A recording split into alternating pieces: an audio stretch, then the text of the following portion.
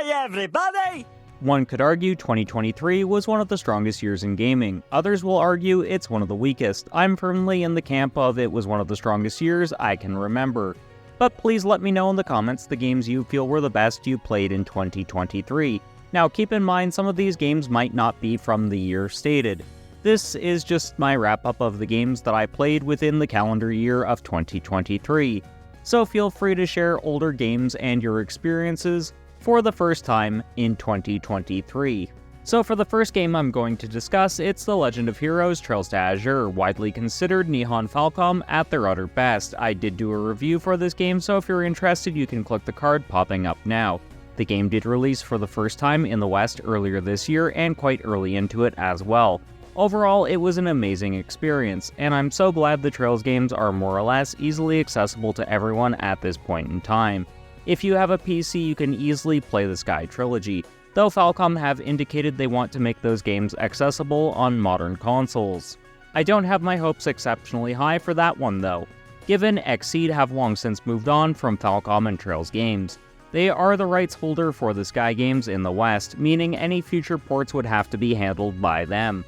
However, hopes aren't fully dead as they did re-release Trails of Cold Steel 1 and 2 on PS4. Either way, 2023 was pretty much the year of Nihon Falcom as they had strong releases in the West. Azure, Reverie, and The Legend of Nyuta. So 3 games in 1 year is stellar. Of the 3, I've played Azure and Reverie. I will grab Nyuta sometime when it's on sale. After experiencing Azure, I understand why so many RPG fans gas up Trails to Azure. It's an excellent game that deserves all the accolades it gets.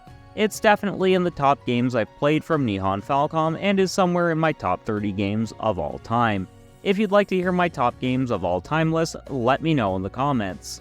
Basically, if you want a game where the characters are incredibly likable, the story is deep, the graphics are some of the nicest examples of 2D sprite work, and where the game mechanics are quite deep, then Trails to Azure is for you. For those reasons, it's one of the top games I played in 2023. If you do play this one though, at minimum play Trails from Zero.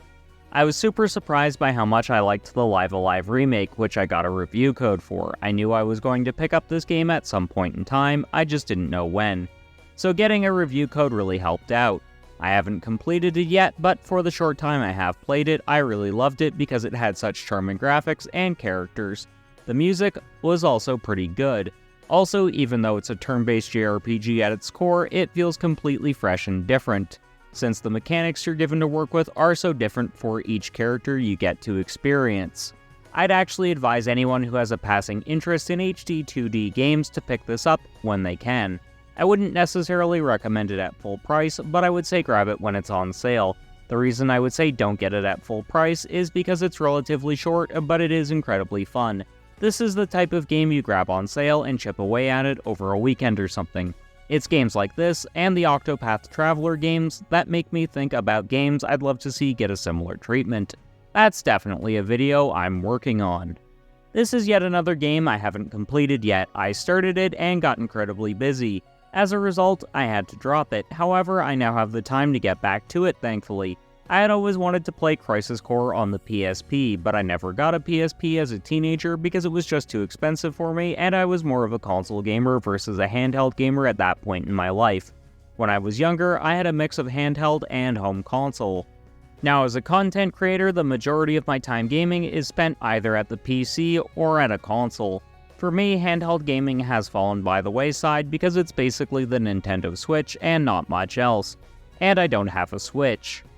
Now, if Nintendo's successor to the Switch winds up being another hybrid system and it's backwards compatible, then I'll be back into handheld gaming. But as it stands right now, I'm just not.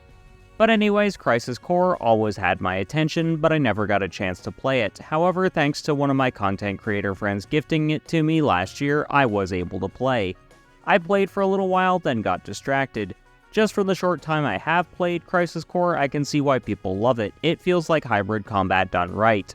Now, the random slot machine mechanic doesn't do much for me, but I can understand why some people like it. I'm also thankful that the game clarifies some of the muddier aspects of the Final Fantasy storyline. Also, I get the feeling the events of Crisis Core are going to be more important going forward. given it looks like Final Fantasy VII Remake is going to be completely changing up the storyline of the game. So the fact we got this re-release is pretty important. Also, it's just fun. If I'm honest, I like but don't love Final Fantasy VII Remake, but a lot of my issues with the remake were fixed in Crisis Core, so this gives me some hope for Rebirth.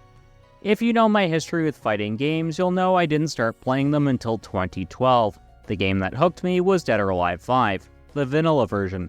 I love that game so much I have each subsequent release of it. Because fighting games were different back in the day, you wanted to have the latest roster, buy the new game. I'd argue the Season Pass model is far friendlier to the consumer. Anyways, Dead or Alive 5 was the fighting game that hooked me. I didn't care about fighting games beyond that for a while though. The next time I dabbled was in 2019 with Dead or Alive 6. I would say DOA 6 isn't a bad game. It's not a great fighter, but it's serviceable. I got into Dead or Alive 6 more in 2021 when I actually had people to play with, and I went into I can't play RPGs right now mode, and was basically just playing fighting games. However, because of Dead or Alive 6's lack of depth, I started looking further afield for other fighters to play. I found a lot of games that interested me a little bit, but none of them really kept me captivated and wanting to get better. Well, except for the King of Fighters 15, but I started playing that when the game first launched, so it doesn't count for this video. So why did it take me 10 years to find Killer Instinct? It comes down to the fact I never owned an Xbox console. Also, after 2010, I didn't have a PC. It was thanks to my editor Goto that I got a PC in late 2022, and finally got it fully built in early 2023. My friend As of the Ace said Killer Instinct was her favorite fighting game, so I bought it just so we could play together. I'm glad she told me it was her favorite fighter because we play together on a fairly regular basis when she streams it. It has become one of my all-time favorite games as well. It has the right mix of needing to be a bit skilled at fighting games to get the most out of your character, plus it's hyper-aggressive, which is ideal for me in a fighting game. Also, the roster is diverse and fun to muck around with, so much so I'd argue I don't have a main in that game, and I dabble a little bit with every character. I really hope Microsoft does something with KI in the future, because this series is just too good to leave dormant. When Hi-Fi Rush Shadow dropped in the early stages of 2023, I knew it was a game I would have to play ASAP. I only just got along to it recently. I wish I'd had the time to start it sooner. Graphically, it's beautiful with its cel-shaded art style that really does feel like it could pass for a Saturday morning cartoon. If I'm being honest, if they did make a Hi-Fi Rush cartoon, I'd watch it. Also, how many combat-focused platformers can you think of that incorporate rhythm gameplay into the mix? I can't think of any others off the top of my head, and that makes Hi-Fi Rush unique. It's unique games like this that keep me more involved in the gaming industry. I'm at a stage in my gaming life where I care less and less about the mainstream, and I care more about the weird and quirky experiences. Albeit, I want oddball experiences that understand what games are meant to be. Actually fun. In some ways, gaming is a lot like cooking or baking. If something's off, you notice it. On paper, Hi-Fi Rush should not work, but it does because Tango Gameworks knew the elements of what makes a good platformer and what makes a good hack and slash. In and of itself, that type of game isn't new. It's the adding in of rhythm gameplay that makes it something different. This unique mixture has me hooked, and I'm working on a review for this as of right now, so keep your eyes peeled for that in the near future. The game that set off my rant on how the Game Awards are a sham is up next. That game, The Legend of Heroes Trails into Reverie. I was literally called an idiot by people just because they don't view localizations as being a release from that year. It came out in 2023, you fucking numpty, so it fucking counts. Anyways, the game is the right mix of amazing storytelling, amazing combat, and has really good music as well. Yet so many people discount these games because it's not a AAA release, which is a really weak reason. If the gameplay isn't your thing, that's fine. I get turn-based combat isn't for everyone. But people saying Falcom games look like PS2 or 3 era titles, what the fuck? Get your eyes checked. You clearly haven't seen games of those eras before. Back then we were still wishing the majority of games looked like this. If we're being honest, modern Falcom games look like mid-budget PS4 games, which isn't a bad thing. The only real knock I have against Reverie is the music isn't as good as some of Falcom's other works. An issue I also had with Ys 9. Plus, this is a knock for most people. 9 games is a massive investment if you want to have the most from the story. For me, this isn't much of a negative, but I know it is for some. But this is the game I was most anticipating for 2023, and it didn't disappoint me. I'm super glad NIS America localized so many Falcom games this year, and I'm excited for Trails Through Daybreak next year. So those were the 6 games I enjoyed most in 2023. If you liked the video, hit the like button and consider hitting the subscribe button. Also, thanks go out to my channel members R. Campbell and Danny Boy. If you want to help the channel out, consider becoming a channel member.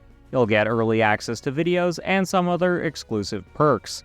Want to know the games I was most excited about in 2023? That video will be popping up on screen now, along with whatever video YouTube thinks you'll like best. Check them out, and until next time, keep blazing that trail.